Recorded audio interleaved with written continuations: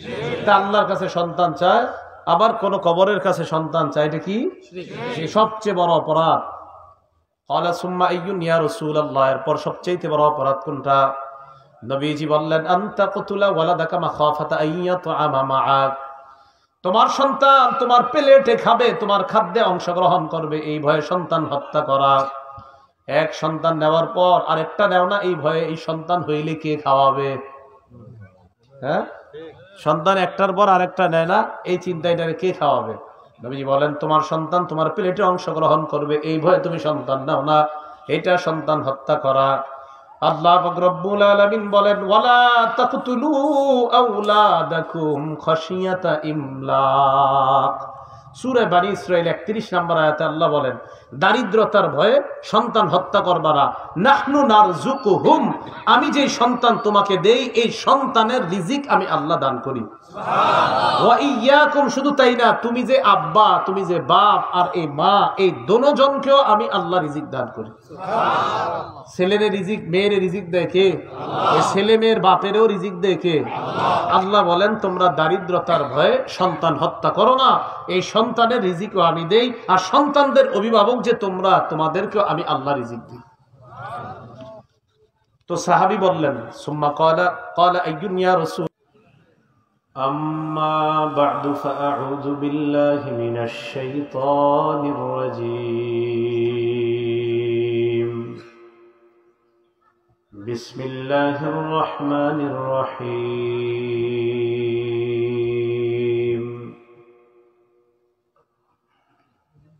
ফামান কানা ইয়ারজু লিকাআ রাব্বিহি ফালইআমাল আমালান সালিহা ওয়ালা ইউশরিক বিইবাদাতি রাব্বিহি আহাদা। وقال رسول الله صلى الله عليه وسلم من أحدث في أمرنا هذا ما ليس منه فهو رد، أو كما قال عليه الصلاة والسلام. اللهم صل على محمد وعلى آل محمد كما صليت على إبراهيم وعلى آل إبراهيم إنك حميد مجيد. اللهم بارك على محمد وعلى آل محمد كما باركت على إبراهيم وعلى آل إبراهيم إنك حميد مجيد. اللهم إني أعوذ بك من شر لساني وشر سمعي وشر بصري وشر مني. দক্ষিণ জামশা মোহাম্মদিয়া মডেল মাদ্রাসার উদ্যোগে আয়োজিত নবম বার্ষিক ওয়াজ দোয়ার মাহফিলের প্রধান অতিথি জনাব মোহাম্মদ গোলাম মুস্তফা, অতিরিক্ত সচিব, গণপ্রজাতন্ত্রী বাংলাদেশ সরকার, উদ্বোধক মাওলানা কাজী মোহাম্মদ ইসহাক, প্রধান উপদেষ্টা দক্ষিণ জামশা মোহাম্মদিয়া মডেল মাদ্রাসা, সম্মানিত সভাপতি জনাব গাজী কামরুজ্জামান, সাধারণ সম্পাদক জামশা ইউনিয়ন আওয়ামী লীগ ও চেয়ারম্যান জামশা ইউনিয়ন পরিষদ। আমার আগে আলোচনা পেশ করেছেন দেশের বুজুর্গ উলামায়ে কেরাম, এবং আমার একটু আগে যিনি আলোচনা পেশ করলেন মাওলানা শিহাবুল ইসলাম নোমানী, আরবি প্রভাষক, সোনা হাজরা মাদ্রাসা, নবাবগঞ্জ, ঢাকা। তিনি সহ আরো যারা আলোচনা পেশ করেছেন, আল্লাহ সকলের হায়াতে বরকত দান করুন, সকলকে যেন আল্লাহ ইসলামের জন্য কবুল করেন। উপস্থিত হযরত উলামায়ে কেরাম, মুসলমান ভাইরা, বিভিন্ন ঘর বাড়িতে বাসা বাড়িতে অবস্থানরতা শ্রদ্ধা মা বোনেরা, আল্লাহ পাক রব্বুল আলামিনের দরবারে শুকরিয়া আদায় করছি। আল্লাহ আমাদেরকে এই মাহফিলে উপস্থিত হওয়ার তৌফিক দান করেছেন বলে আলহামদুলিল্লাহ। শাবান মাস, এটার পরের মাস রমজান, 12 মাসের মধ্যে সবচেয়ে গুরুত্বপূর্ণ মাস, ক্ষমার মাস, গুনাহগুলোকে জ্বালিয়ে পুড়িয়ে শেষ করার মাস। রমজুন, রমাদান, রমজুন থেকে একটা অর্থ হলো ভস্য করে দেওয়া, শেষ করে দেওয়া। রমজুন মানে হলো যেই মাসে গুনাহকে একদম শেষ করে দেয়, এই মাসটার নাম রমজান মাস। রাসূলুল্লাহ সাল্লাল্লাহু আলাইহি সাল্লাম বলেন, মান সামা রমাদানা ঈমানান ওয়া ইহতিসাবা গুফিরা লাহু মা তাকদ্দামা মিন যামবি। কোন ব্যক্তি যদি ঈমানের সাথে বিশ্বাসের আশায় সিয়াম পালন করে, তার আগের গুনাহগুলো মাফ করে দেওয়া হবে। قال رسول الله صلى الله عليه وسلم الصوم جنة ما لم يخرقها। রাসূলুল্লাহ সাল্লাল্লাহু আলাইহি সাল্লাম বলেন, যারা রোজা রাখে তাদের এই রোজা জাহান্নামের আগুন থেকে বাঁচার জন্য ঢাল স্বরূপ হয়ে যায়,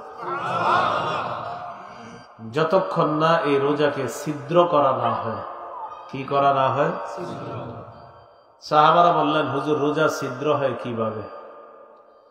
রাসূলুল্লাহ সাল্লাল্লাহু আলাইহি সাল্লাম বললেন, দুটি অপরাধের কারণে রোজা ছিদ্র হয়ে যায়। 1 নাম্বার মিথ্যা কথা, 2 নাম্বার গীবত।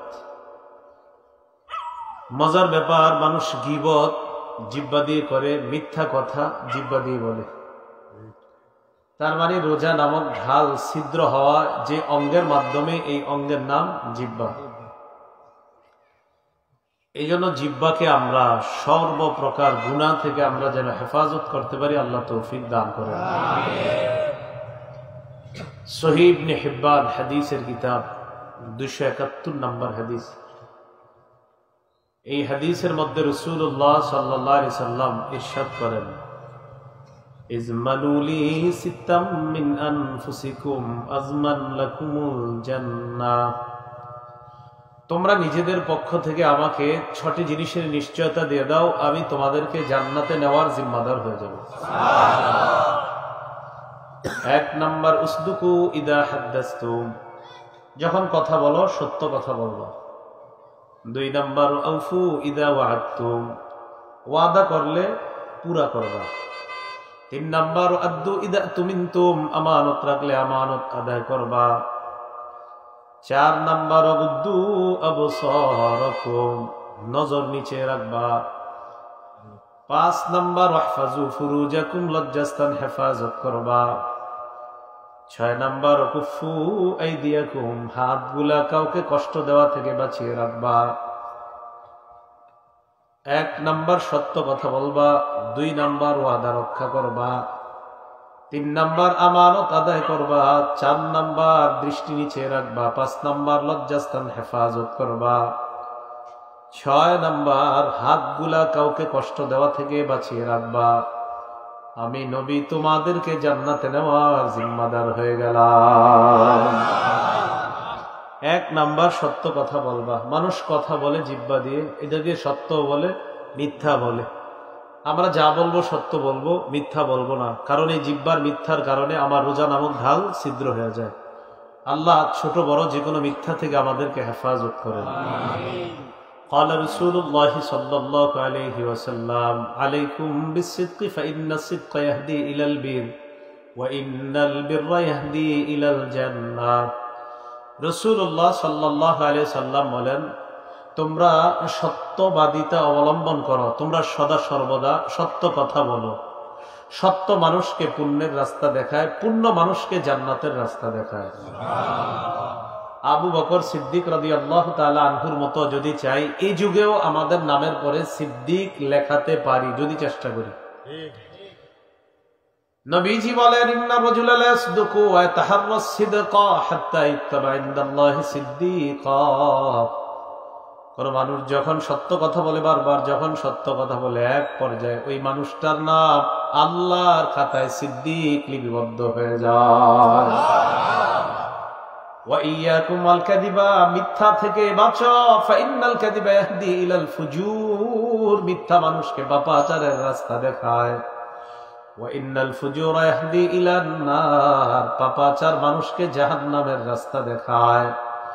নবীজি বলেন ইন্নার রাজুলা লা ইয়াকযিবু, মানুষ মিথ্যা বলে, ওয়া তাহাররাল কাযিবা, বারবার মিথ্যা বলে, এক পর্যায়ে হাত্তা ইত্তাবা ইনদাল্লাহি কাযযাবা, ওই মানুষটার নাম আল্লাহর খাতায় কাযযাব মানে শ্রেষ্ঠ অধিক মিথ্যাবাদী বলে লিপিবদ্ধ হয়ে যায়। নাউযুবিল্লাহ। এই জন্য তো আমাদের নবীর পরে কেউ যদি বলে সে নবী, তার অনুসারীরা যদি বলে সে নবী, ঘুরিয়ে পেঁচিয়ে এভাবে সেভাবে যদি কেউ কাউকে নবী বানানোর চেষ্টা করে, তাহলে ওই ব্যক্তি পৃথিবীর সবচেয়ে শ্রেষ্ঠ মিথ্যাবাদী কাফের। কি কাফের? মিথ্যাবাদী কাফের। قال رسول الله صلى الله عليه وسلم, নবীজি বলেন ইন্না মাসালি ওয়া মাসালাল আমবিয়া'i কামাসালি রাজুলিন বানা বাইতান ফাআহসানা ওয়া আজমালা, আমার আর আমার পূর্ববর্তী নবীদের দৃষ্টান্ত এমন এক ব্যক্তির মতো, যেই ব্যক্তি একটা ঘর বানিয়েছে। এটা ঘর, এটা কি? ইল্লা মাউদিআ লাবিনাতিন ফি যাওয়িয়া, ঘরের কোণায় একটা ইটের জায়গা ফাঁকা। একটা ঘর বানিয়েছে, ঘরটা খুব সুন্দরভাবে সাজিয়েছে, ঘরের কোণায় একটা ইটের জায়গা ফাঁকা। ঘর কি সমাপ্ত না অসমাপ্ত? এখনই আমরা সবাই দক্ষিণ জামশাদ, আমরা যারা আছি সবাই মিলে ওই ঘরটা দেখতে গেলাম। দেখতে যাওয়ার পর আমরা দু কারণে আশ্চর্য হলাম। কয় কারণে?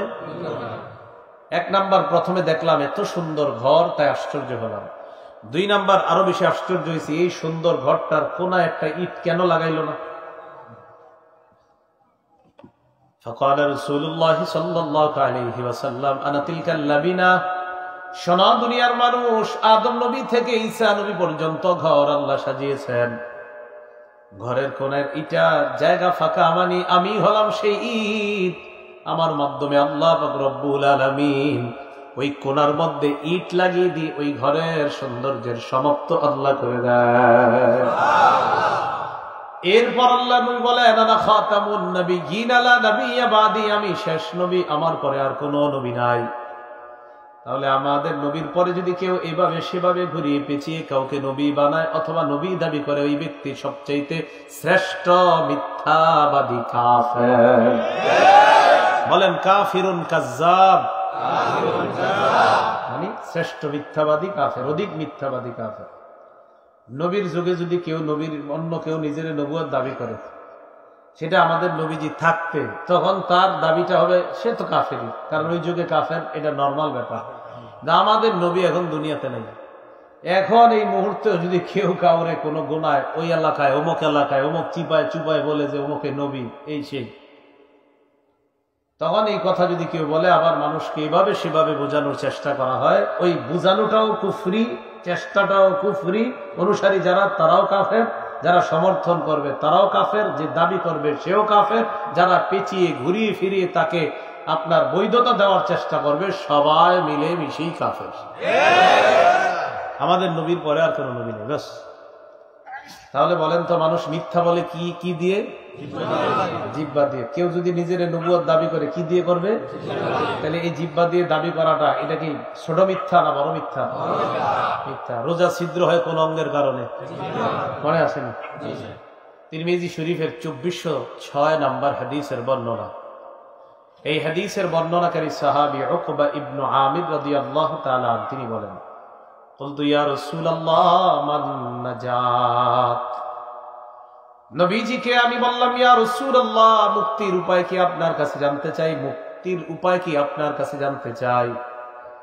নবীজি বললেন, মুক্তির উপায় হলো তিনটা। বলেন, মুক্তির উপায় কয়টা? এক নাম্বার, আমসিক আলাইকা লিসানাক, তুমি তোমার জিহ্বা গুনাহ থেকে হেফাজত করবা, জিহ্বাটা সংযত রাখবা, এটা হলো মুক্তির এক নাম্বার উপায়। দুই নাম্বার, ওয়ালিসাকা বাইতুক, তোমার ঘর যেন তোমার জন্য প্রশস্ত হয়ে যায়, ঘরে যেন তোমার থাকার জায়গা হয়। মাগরিবের সময় প্রতিদিন ঘর থেকে বের হন, বের হওয়ার পর 12টার আগে আপনি ঘরে যান না, এই 5 ঘন্টা আপনি কি করেন? হ্যাঁ, মাগরিবের সময় ঘর থেকে বের হয়, মা ফোন দেয়, বাবা ফোন দেয়, বিবি ফোন দেয়, কই আসতেছে আসতেছে। যদি বিষয়টা এমন হয় আপনি জুয়া খেলেন, তাস খেলেন, অথবা অন্য কোনো তাল গাছের নিচে বসে অন্য কোনো নারীর সাথে কথা বলেন, তো নিঃসন্দেহে আপনি অবৈধ কোনো কাজে আছেন। এই জন্য রসুল বললেন মুক্তির দ্বিতীয় উপায় তোমার ঘরে যেন তোমার থাকার জায়গা হয়। বলেন আমার সাথে, প্রয়োজনে ঘরের বাহির, প্রয়োজন নাই ঘরের ভিতর। ঘরকে রসুল মুক্তির উপায় বললেন। 3 নাম্বার, অবকি আলা খাতিআতি, তুমি তোমার গুনাহের জন্য কান্নাকাটি করো। গুনাহের জন্য কি করো? তাহলে 1 নাম্বার উপায় জিহ্বা সংযত রাখা। আল্লাহ আমাদের সকলকে জিহ্বার গুনাহ থেকে বাঁচার তৌফিক দান করেন। সবাই বলতে হবে, রোজা ছিদ্র হয় কোন অঙ্গ দিয়ে? তিরমিজি শরীফের 2407 নাম্বার হাদিসের বর্ণনা। এই হাদিসটা বলার পর আপনারা ইনশাল্লাহ চেষ্টা করবেন, আমি সহ প্রত্যেকদিন সকালে মরণের আগ পর্যন্ত এই হাদিসের বাংলাটা আমরা মাথায় আনার চেষ্টা করবো ইনশাআল্লাহ। এটা যখন আমরা মাথায় আনবো আমাদের জন্য গুনাহ ছেড়ে দেওয়া সহজ হয়ে যাবে ইনশাআল্লাহ। এই হাদিসের বর্ণনাকারী আবু সাঈদ খুদরি রাদিয়াল্লাহু তাআলা তিনি বলেন, ক্বালা রাসূলুল্লাহ সাল্লাল্লাহু আলাইহি ওয়াসাল্লাম, ইযা আসবাহা ইবনু আদম ফাইন্নাল আযা কুল্লাহা তুকাফফিরুল লিসান ফাতাকুল ইত্তাকিল্লাহা ফিনা ফাইন্নামা নাহনু বিকা। আদম সন্তান যখন সকালবেলা ঘুম থেকে ওঠে, ফজরের আগে যখন আমি আপনি আগামীকাল ঘুম থেকে উঠবো, ওঠার পর আমার আপনার সমস্ত অঙ্গ প্রত্যঙ্গ গুলা জিহ্বাকে ডাক দেয়। পা জিহ্বাকে ডাক দেয়, হাত জিহ্বাকে ডাক দেয়, চোখ কান নাক সব জিহ্বাকে ডাক দিয়ে বলে, জিহ্বা ইত্তাকিল্লাহা ফিনা, জিহ্বা তুমি আমাদের ব্যাপারে আল্লাহকে ভয় করো। জিহ্বা তুমি আমাদের ব্যাপারে কাকে ভয় করো? কেন? ফাইন্নামা নাহনু বিকা, জিহ্বা আমরা তোমার অনুসারী। ফাইন ইসতাকামতা ইসতাকামনা, জিহ্বা তুমি যদি ঠিক থাকো আমরাও ঠিক থাকবো। ওয়াইন ইয়াওয়াজাজতা ইয়াওয়াজাজনা, জিহ্বা তুমি যদি বাঁকা হয়ে যাও আমরাও বাঁকা। সকালবেলা জিহ্বায় বলে 10,000 টাকা সুদাও, সুদের টাকা আনার জন্য পা রওনা করে, হাত দিয়ে সুদের টাকা ধরে, হাত পা ডাক দিয়ে বলে, জিহ্বা তুমি যদি বাঁকা না হইতা আমরাও বাঁকা হয়ে এই সুদের কারবার করতাম না। বলেন তো সকালবেলা আমাদের সকলের কোন অঙ্গ প্রত্যঙ্গ গুলা সবগুলা কোন অঙ্গটাকে ডাক দেয়? জিহ্বা লিডার, জিহ্বা বস। ও ঠিক থাকলে সব ঠিক, ও শেষ হয়ে গেলে সব নষ্ট। তাহলে বলেন রোজা ছিদ্র হয় কোন অঙ্গের গুনাহ দিয়ে? এই জিহ্বাকে গুনাহ থেকে যেন হেফাজত করতে পারে আল্লাহ তৌফিক দান করেন। মহিলারা ওয়াজ শুনতেছেন? আচ্ছা, রমজান মাসে তালিম ছাড়া নারীরা একসাথে হয়ে না। একসাথে হইলে কি হয়? মাশাআল্লাহ, ভালো কথা, যে ঠিক আছে এই কথা সেই কথা, ভালো কথা। আমি বাড়িতে যখন যাই, অন্য অন্য বাড়ির নারীরা আমগো বাড়িতে আসলে আমার আম্মারে জিজ্ঞাসা করে, তোমার মেজু ছেলে বাড়িতে কিনা? যদি কয় বাড়িতে, মহিলা সব ভাবে। আমগো বাড়িতে মহিলা আসা নিষেধ বেশিরভাগ সময়। আসলেও গল্প করা যাবে না, আম্মারে বলে দিস যে এখানে মহিলা আসলে কিন্তু গল্প করা যাবে না। কোন কাজে আসবে, আইসা কাজ শেষ চলে যাবে, গল্পে বসা যাবে না। আম্মারে বললাম, আম্মা পুকুরের চারপাশের যত সওয়াব এইগুলা উনি নিয়ে আসবে, আসার পর এরপরে তুমগো সবার মাঝে সওয়াবগুলো যে কই ঘুরে যাবে নিজেরাও জানবে না, তোমারটা কোথায় গেছে উনারটা কোথায় গেছে তুমি নিজেও বুঝতে পারবে না। এই হয়ে যায় বিষয়টা। প্রথমে বলবে কি অবস্থা, উত্তর পাড়ার রহিমার নাকি বিয়ে হয়েছে। হ্যাঁ, তো ছেলে কি করে? এরকম করে। মেয়ে যে আগে ঝামেলা ছিল এটা জানেনি সবাই, শুরু হয়ে গেল। আরে এগুলা কি? আল্লাহ আমাদেরকে হেফাজত করে, এই জিহ্বার গুনাহ থেকে যেন সবাই বাঁচতে পারে আল্লাহ তৌফিক দান করেন। তিরমিজি শরীফের 2408 নম্বর হাদিসের বর্ণনা। এই হাদিসের বর্ণনাকারী সাহাবী সাহল ইবনে সাদ রাদিয়াল্লাহু তাআলা তিনি বলেন, ক্বালা রাসূলুল্লাহ সাল্লাল্লাহু আলাইহি ওয়াসাল্লাম, মান ইয়াতাকাফফালু লি মা বাইনা লাহইহি ওয়া মা বাইনা রিজলাইহি আতাকাফফালু লাহু বিল জান্নাহ। কোন ব্যক্তি যদি 2 চোয়ালের মাঝখানে জিহ্বা, 2 রানের মাঝখানে লজ্জাস্থান, এই 2 জিনিসের নিশ্চয়তা দিয়ে দেয়, আমি তাকে জান্নাতে নেওয়ার জিম্মাদার হয়ে গেলাম। জিহ্বা, লজ্জাস্থান। তিরমিজি শরীফের 2409 নম্বর হাদিস। এই হাদিসের বর্ণনাকারী আবু হুরায়রা রাদিয়াল্লাহু তাআলা قال رسول الله صلى الله عليه وسلم নবীজি বলেন মান ওয়াকাহুল্লাহু শাররা মা বাইনা লাহিয়াইহি ওয়া শাররা মা বাইনা রিজলাইহি দাখালাল জান্নাহ। কোন ব্যক্তিকে যদি আল্লাহ জিহ্বার গুনাহ থেকে আর লজ্জাস্থানের গুনাহ থেকে বাঁচায়, ওই ব্যক্তি মারা যাবে আর জান্নাতের মেহমান হয়ে যাবে। বলেন রোজা ছিদ্র হয় কোন অঙ্গ দিয়ে? জিহ্বার গুনাহ থেকে আল্লাহ আমাদেরকে বাঁচার তৌফিক দান করুন। তিরমিজি শরীফের 2410 নম্বর হাদিসের বর্ণনা। এই হাদিসের বর্ণনাকারী সাহাবী সুফিয়ান ইবনে আব্দুল্লাহ আস-সাকাফি রাদিয়াল্লাহু তাআলা তিনি বলেন, আমি আল্লাহ রাসূলকে বললাম, মা আখওয়াফু মা তাখাফু আলাইয়া ইয়া রাসূলুল্লাহ, ইয়া রাসূলুল্লাহ, আমার জন্য সবচেয়ে ভীতিকর, সবচেয়ে ক্ষতিকর, সবচেয়ে বিপজ্জনক অঙ্গ আপনি কোনটা মনে করেন? আখাযা বিলিসানি নাফসি, আল্লাহ নবী নিজের জিহ্বা মুবারক ধরলেন, ধরার পর বললেন, হাযা, এটা এটা আমি তোমার জন্য সবচেয়ে ভয়ঙ্কর, ভীতিকর, ক্ষতিকর অঙ্গ মনে করি। এটা সবচেয়ে ক্ষতিকর, ভীতিকর, এটা মনে করি, এটা তোমাকে জাহান্নামে নিতে পারে। তিরমিজি শরীফের 2616 নম্বর হাদিস। এই লম্বা একটা হাদিস। এক সাহাবীর আল্লাহ রাসূল ওয়াজ করছে। দেখেন ওয়াজটা কি? নামাজের কথা, রোজার কথা, হজের কথা, জাকাতের কথা, ইসলামের কথা, কোরআনের কথা, জিহাদের কথা সব বইলা ফেলছে। বাকি আছে নি কিছু? সব ওয়াজ করার পর নবীজি কয়, তোমারে তো আসল ওয়াজটা এখনো করিনি। অবাক যে আসল কোনটা। আবার নবীজি বললেন, কুফা আলাইকা হাদা, জিহ্বা নিয়ন্ত্রণ করবা। যদি তুমি জিহ্বা নিয়ন্ত্রণ করতে পারো, উপরের সব ইবাদত গুলা ঠিক থাকবে। সাহাবী বললেন, ইন্না লামুআখাযুনা বিমা নাতাকাল্লাম ইয়া রাসূলুল্লাহ, জিহ্বার দ্বারা যে অপরাধ করি, এই অপরাধের কারণে কি আমাদেরকে পাকড়াও করা হবে? নবীজি জবাব দিলেন, হাল ইয়াকুবুন নাস ফিন্নারি আলা উজুহিহিম আও আলা মানাখিরিহিম ইল্লা হাসাইদু আলসিনাতিহিম।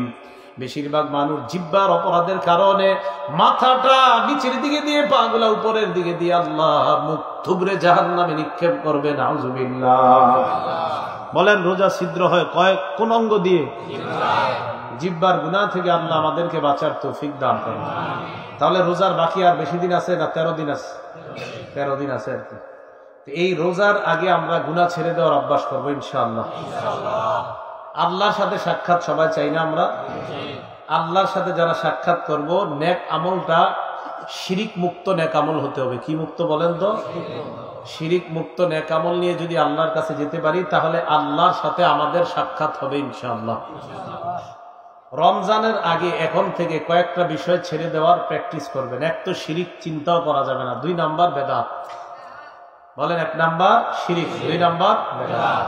রমজানের রোজাগুলা সুন্দরভাবে পালন করলেন। পালন করার 29তম রমজানে গিয়ে একটা কবরের সামনে সিজদা দিয়েছেন। সব শেষ। সব কি শেষ?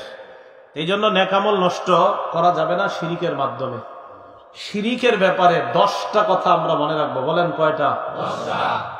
1 নাম্বার, শিরিক সবচেয়ে বড় জুলুম। বলেন শিরিক সবচেয়ে বড় জুলুম।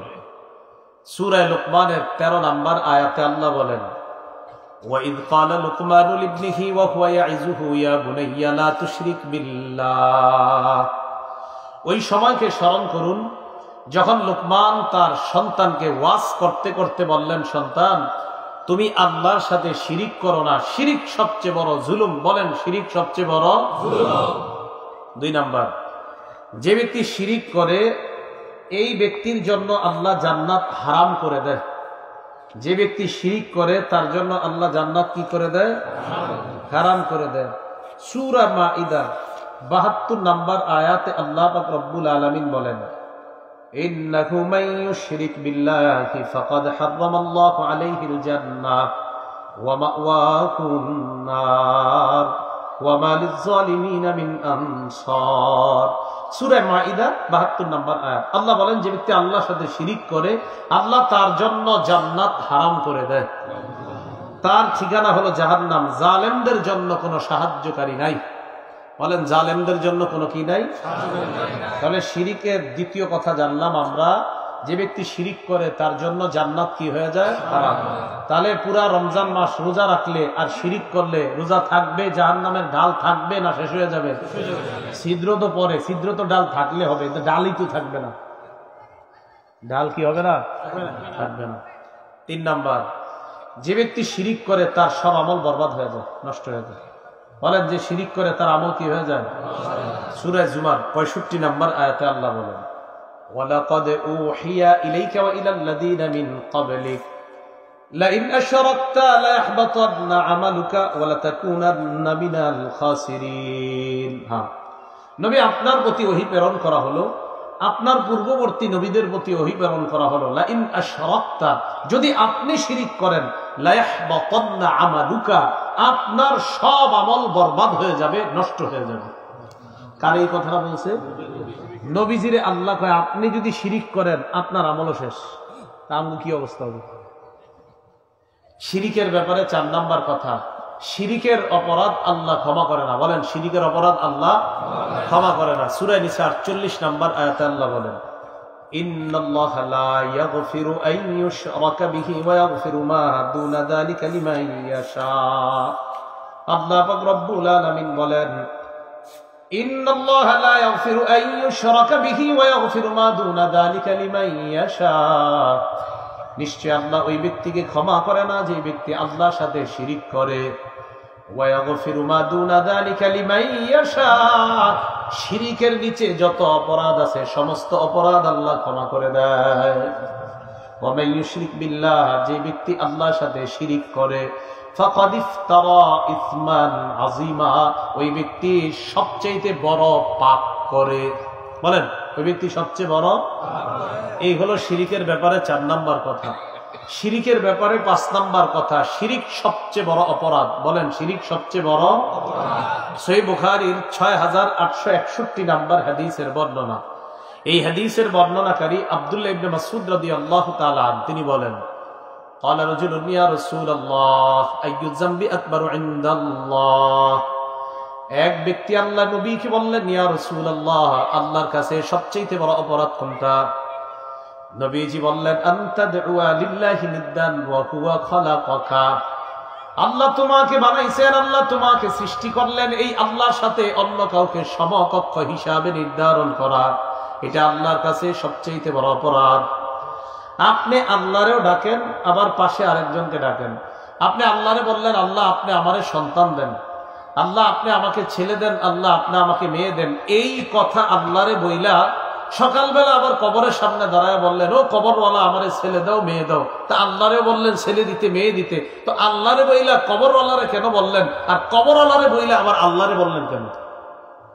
আপনি কোনটা? আপনি যে চাইছেন এক জায়গায়, কবরেও চাইছেন, আল্লাহর কাছেও চাইছেন, চাইলেন কার কাছে? যদি বলেন আল্লাহর কাছে, তো ওখানে গেলেন কেন? যদি বলেন ওখানে, তো আল্লাহর কাছে আসলেন কেন? বলেন, আল্লাহর সাথে অন্য কাউকে কোন কিছুর জন্য ডাকা, এটা কি? এটা আল্লাহর কাছে সন্তান চায়, আবার কোন কবরের কাছে সন্তান চায়, এটা কি? সবচেয়ে বড় অপরাধ। ক্বালা সুম্মা আইয়ুন ইয়া রাসূলুল্লাহ, এরপর সবচেয়ে বড় অপরাধ কোনটা? নবীজি বললেন, আনতা কতুলা ওয়ালাদাকা মাখাফাতা আইয়াতুআমা মাআক। তোমার সন্তান তোমার প্লেটে খাবে, তোমার খাদ্যে অংশগ্রহণ করবে, এই ভয়ে সন্তান হত্যা করা। এক সন্তান নেওয়ার পর আরেকটা নেও না, এই ভয়ে এই সন্তান হইলে কে খাওয়াবে? হ্যাঁ, সন্তান একটার পর আরেকটা নেয় না, এই চিন্তায় কে খাওয়াবে? নবীজি বলেন, তোমার সন্তান তোমার প্লেটে অংশগ্রহণ করবে, এই ভয়ে তুমি সন্তান নাও না, এটা সন্তান হত্যা করা। আল্লাহ পাক রব্বুল আলামিন বলেন, ওয়ালা তাকতুলু আওলাদাকুম খাশিয়াতা ইমলাক। সূরা বনী ইসরাঈল 31 নম্বর আয়াতে আল্লাহ বলেন, দারিদ্রতার ভয়ে সন্তান হত্যা করবা না। নাহনু নারযুকুহুম, আমি যে সন্তান তোমাকে দেই, এই সন্তানের রিজিক আমি আল্লাহ দান করি। ওয়া ইয়াকুম, শুধু তাই না, তুমি যে আব্বা, তুমি যে বাপ, আর এই মা, এই দোনোজনকেও আমি আল্লাহ রিজিক দান করি। ছেলের রিজিক মেয়ের রিজিক দেয় কে? ছেলে মেয়ের বাপেরও রিজিক দেয় কে? আল্লাহ বলেন, তোমরা দারিদ্রতার ভয়ে সন্তান হত্যা করো না, এই সন্তানের রিজিকও আমি দেই, আর সন্তানদের অভিভাবক যে তোমরা, তোমাদেরকেও আমি আল্লাহ রিজিক দিই। তো সাহাবী বললেন, সুম্মা ক্বালা আইয়ুন ইয়া রাসূলুল্লাহ, এরপর সবচেয়ে বড় অপরাধ কোনটা? নবীজি বললেন, এরপর সবচেয়ে বড় অপরাধ আনতুজানি বিহালিলাতি জারিকা, প্রতিবেশীর স্ত্রীর সাথে অবৈধ কাজ করা, জিনা করা। কি করা? এক তো জিনা করা মহাপাপ, অন্যায়, প্রতিবেশীর স্ত্রীর সাথে জিনা। প্রতিবেশীর স্ত্রী এই এলাকার জন্য আমানত, তিনি এই এলাকাবাসীর কাছে আমানত ছিলেন। তার দিকে লুলুপ দৃষ্টি দেওয়া, খারাপ দৃষ্টি দেওয়া, এটা আপনার জন্য অন্যায় হয়েছে। অন্য জিনা করা এটাও পাপ, বড় পাপ, কিন্তু প্রতিবেশীর স্ত্রীর সাথে জিনা করা জিনার মধ্যে সবচেয়ে বড় পাপ। তো বলেন তো এই তিনটা বড় পাপের কথা রাসূল হাদিসে বললেন। এক নাম্বারটা কি করা? শিরিক করা। আল্লাহ শিরিক থেকে আমাদেরকে হেফাজত করেন। শিরিকের ব্যাপারে 6 নাম্বার কথা বলেন, শিরিক সবচেয়ে বড় কবিরা গুনাহ। বলেন সহিহ বুখারী 2653 নাম্বার হাদিস, আল কাবাইর আল ইশরাকু বিল্লাহ, সবচেয়ে বড় কবিরা গুনাহ হলো আল্লাহর সাথে শিরিক করা।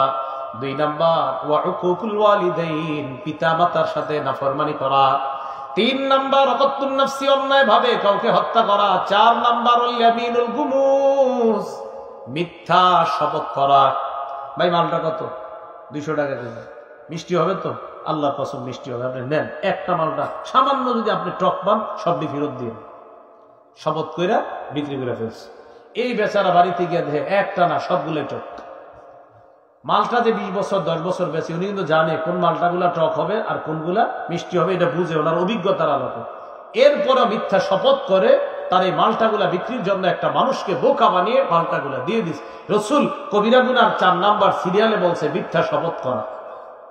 কি করা? মিথ্যা শপথ করা। অন্য হাদিসের মধ্যে আসছে মিথ্যা শপথ করে যে ব্যক্তি কোনো কিছু বিক্রি করবে, মিথ্যা শপথ করে যে ব্যক্তি কোনো কিছু বিক্রি করবে, কিয়ামতের ময়দানে তার দিকে রহমতের দৃষ্টিও পড়বে না। কি শপথ করে? মিথ্যা শপথ করা যাবে না। 5 নাম্বার শাহাদাতুজ জুর, মিথ্যা সাক্ষী দেওয়া। নিরপরাধকে মিথ্যা সাক্ষীর মাধ্যমে অপরাধ বানানো হয়ে যায়। এই নিরপরাধকে মিথ্যা সাক্ষীর মাধ্যমে যদি আপনি অপরাধী বানান, এটা আপনার সিরিয়ালে 5 নাম্বার কবিরা গুনার মধ্যে রাসূল বললেন। 6 নাম্বার কাউলুজ জুর, মিথ্যা কথা বলা।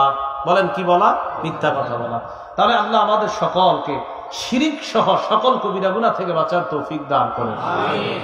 শিরিকের ব্যাপারে 7 নাম্বার কথা, এই কথা